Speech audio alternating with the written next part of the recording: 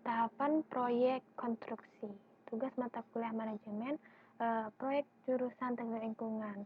Nah, dunia konstruksi merupakan salah satu sektor perekonomian yang sangat penting dalam suatu negara.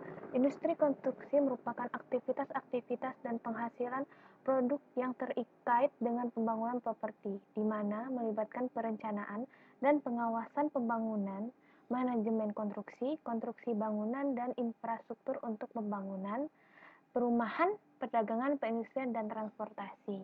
Nah, sekarang pembangunan infrastruktur sedang tinggi dikarenakan jumlah penduduk dan kebutuhan yang sangat-sangat meningkat sekarang.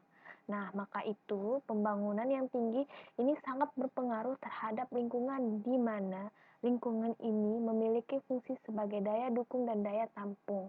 Nah, yang harus kita perhatikan, pembangunan infrastruktur harus memperhatikan dan menjaga lingkungan.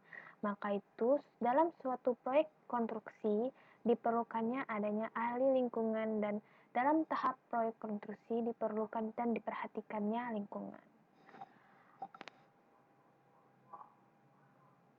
Apa itu proyek konstruksi? Nah, proyek merupakan kegiatan yang bersifat sementara yang mempunyai batas tenggat waktu untuk menciptakan suatu produk atau hasil yang unik dan spesifik menggunakan dana syarat sumber daya yang tersedia dan terbatas. Nah, proyek konstruksi yaitu proyek yang berkaitan dengan bidang konstruksi pembangunan atau suatu rangkaian kegiatan yang saling berkaitan dalam mencapai tujuan tertentu, seperti bangunan, dalam batas waktu tertentu, biaya, dan mutu tertentu. Nah, dalam proyek konstruksi selalu diperlukan ada 6 aspek yang selalu diperlukan. Yang pertama itu ada manusia atau tenaga kerja oleh manusia. Yang kedua itu adalah alat bangunan atau material. Yang ketiga itu ada peralatan pembangunan. Yang keempat itu ada metode pelaksanaan proyek konstruksi. Yang kelima yaitu ada informasi. Dan yang keenam dan ketujuh yaitu adalah waktu dan uang. Dalam proyek konstruksi terdapat pihak-pihak yang terlibat dalam pelaksanaannya. Nah, di sini ada 8 pihak yang terlibat, yaitu pemilik, konsultan perencana, penyandang dana, pemerintah, pemakaian bangunan, pelaksana konstruksi, konsultan pengawas, dan masyarakat. Nah, selanjutnya yaitu tahapan proyek konstruksi. Berdasarkan yang saya ketahui, tahapan proyek konstruksi terdiri dari 6, yaitu ada inisiasi, studi kelayakan, kemudian dilanjutkan dengan perencanaan pengembangan, kemudian setelah melewati tahap perencanaan pengembangan dilanjutkan dengan tahap pengadaan atau tender serta pelelangan.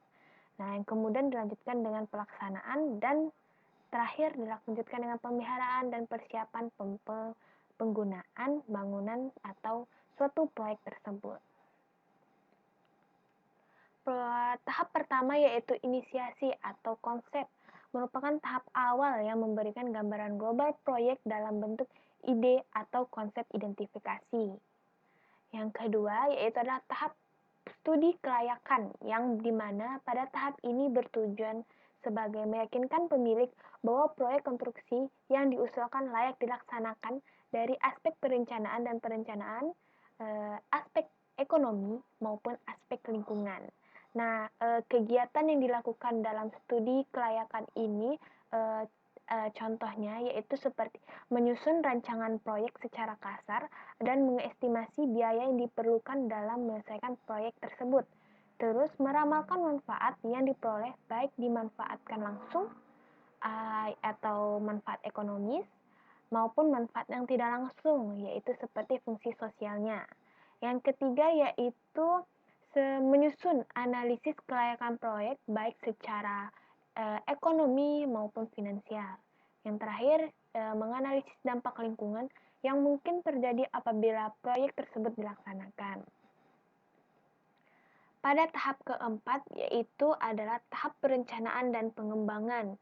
Nah, dalam tahap perencanaan dan pengembangan yang dilakukan itu Banyak. Nah, saya ringkup jadi 2, yaitu tahap pertama yaitu briefing atau tahap penjelasan, di mana menjelaskan kepada pemilik proyek tentang fungsi proyek, biaya yang diizinkan agar penafsiran keinginan pemilik proyek dan biayanya yang diperlukan itu tepat. Nah, pada tahap penjelasan ini, hal yang biasa dilakukan yaitu seperti menyusun rencana kerja, menunjuk para perencana dan tenaga ahli, mempertimbangkan pemakaian, keadaan lokasi lapangan, dan merencanakan rancangan, tafsiran biaya, dan persyaratan mutu, serta mempersiapkan ruang lingkup kerja, jadwal waktu, dan rencana pelaksanaannya. Yang kedua yaitu adalah tahap desain. Nah, pada tahap desain ini, tahap yang bertujuan melengkapi penjelasan proyek pada tahap penjelasan dan menentukan tata letak rancangan, metode konstruksi, dan mempersiapkan informasi pelaksanaan yang diperlukan termasuk gambaran rencana dan spesifikasi untuk melengkapi semua dokumen tender.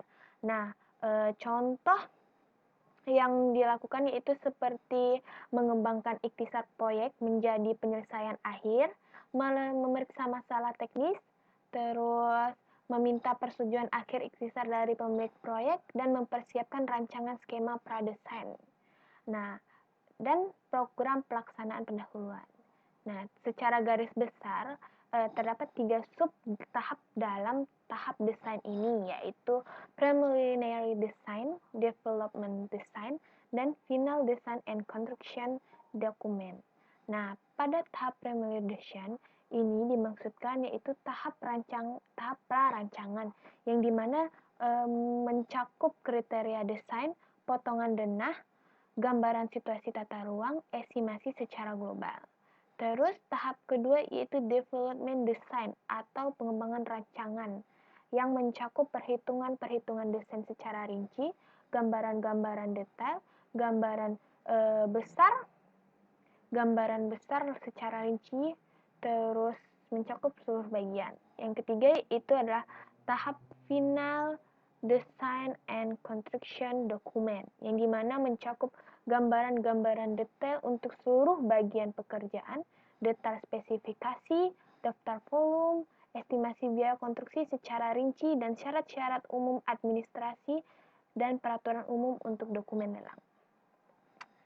Tahap keempat yaitu merupakan tahap pengadaan atau pelelangan tender.